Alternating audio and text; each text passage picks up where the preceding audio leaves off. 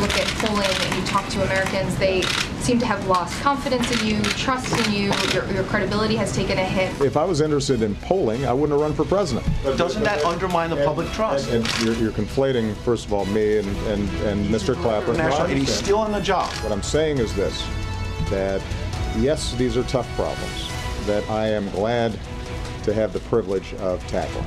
I'm sure that I will have even better ideas after a couple of days of sleep and sun. President, thinking about his year in Hawaii right now, and how about that press conference on Friday? The first question, was it the worst year of the Obama presidency? He didn't answer. Does anybody here disagree with the idea that it was the worst? No, I mean, I think it's, if you take a look at the data, if you take a look where he was at the start of the year, just think a year ago today, he was winning a 50% plus victory, first person since Eisenhower to win 2 terms over 50%.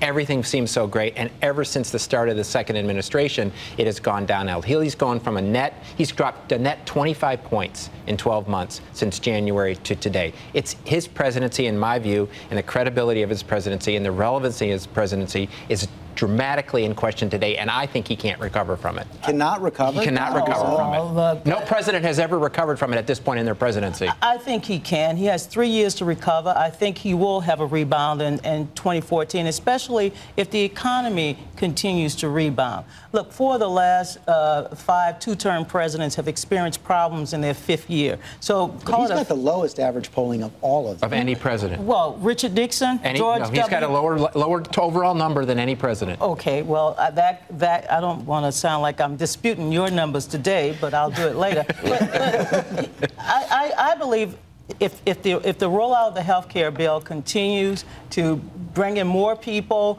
if he can get the story right, if people are feeling good about the economy, this president will rebound. Look, he averted a war in Syria this year. I think the president has enormous strengths, and he's resilient. He's been counted out before. He'll come back. And so much of the difficult year, Bill Kristol, is because of that health care, the botched rollout, Peggy Noonan's word of the year, and the fact that it's been slow in getting people to sign up.